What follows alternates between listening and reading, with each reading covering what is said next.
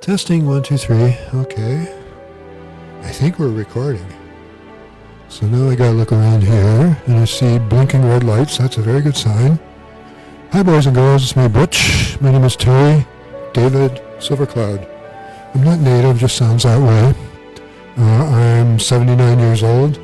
Today is the 22nd of May 2024 and I'm down in English Bay about 7:30 in the evening.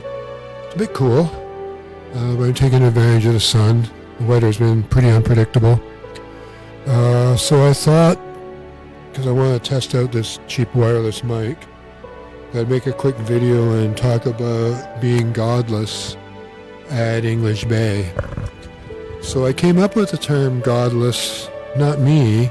I was talking to a young lady a few weeks back here on the beach, and I said that I was an atheist, and she said she preferred the term godless, and I thought, oh, I like that. So I thought I'd talk a bit about being godless and why it's impossible to be godless. So give me a sec while I suck on my medication here. So I'm a physicist, and even as a physicist who's an atheist, I have to have a definition of God, because you cannot discuss God and not have you have to have something to go by. So even as a godless atheist, I do have a definition of God for you. So here it is. God is a metaphor for the sum of all of reality, all at once, all of the time. In other words, I'm God, you're God, this is God. And I have you're probably in the picture here. So I lost track because I'm an old man. I'm using my medication here. So as a physicist, that's my definition of God. Now, for the religion, I consider religion to be evil and a means of controlling people. And for the dumbest of the dumb, I hate being blunt, but Socrates was ordered to kill himself because he said exactly the same thing, and he said, screw you, and he killed himself. There are no gods. He chose to. You don't do that even in ancient Greek. Jesus found out the same thing too. You don't argue with the priests, they'll kill you. Hang on. So, I'm not a quantum physicist, I'm a particle physicist and a motion physicist. And because of that very deep understanding of everything that's going on around me, it's just this whole idea of gods is just so outrageously dumb.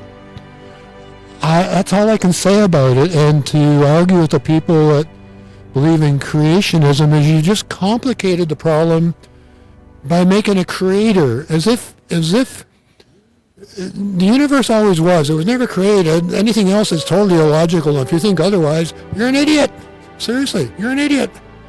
But if you have to have a creator, then where did your creator come from? And who was Mrs. God? What did she have to think about it?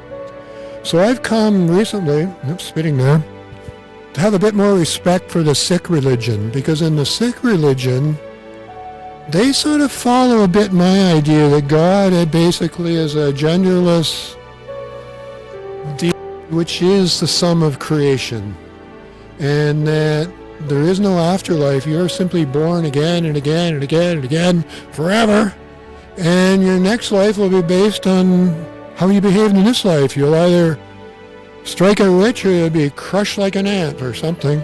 Hang on. So I kind of like that idea. I think the idea they have to wear the steel bracelet and not cut their hair and all that, that's part of the control mechanism of religions, to keep everybody under your thumb. Like, you get what I'm talking about, right? Like control. And it's even like I'm about to be 80 in October.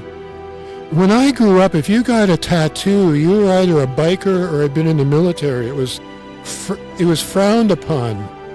But nowadays, like once the musical artists started getting tattoos, it became, as the younger generation shrank and became less and less of the population, I think the younger people felt more and more insecure, and they need to identify with something, and tattoos sort of brings the tribe together, and now I kind of think they're here to stay now.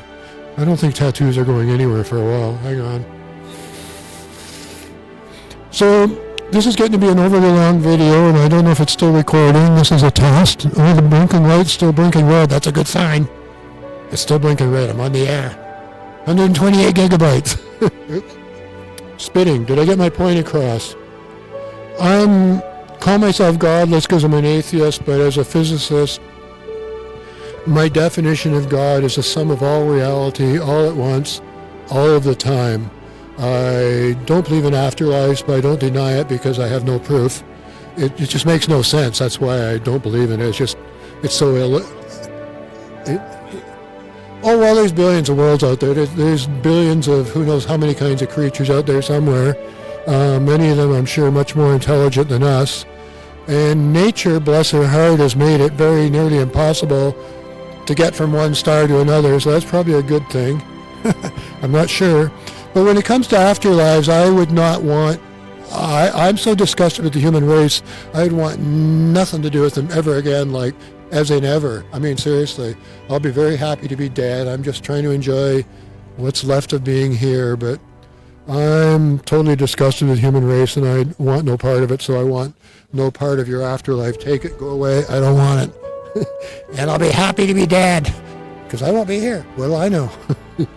So I'm going to shut up. I have a young man. He's probably in the frame here somewhere. Can you see him? He doesn't realize that's an extraordinary wide-angle lens that's right there. But I've enjoyed his company because he's not dumping on me, and now I got to reach behind the camera, press a little button, and maybe this worked, maybe it didn't. We'll see when I get home. Bye from Butch. Testing 1, 2, 3. Okay. I think we're recording. So now I gotta look around here, and I see blinking red lights. That's a very good sign. Hi, boys and girls. It's me.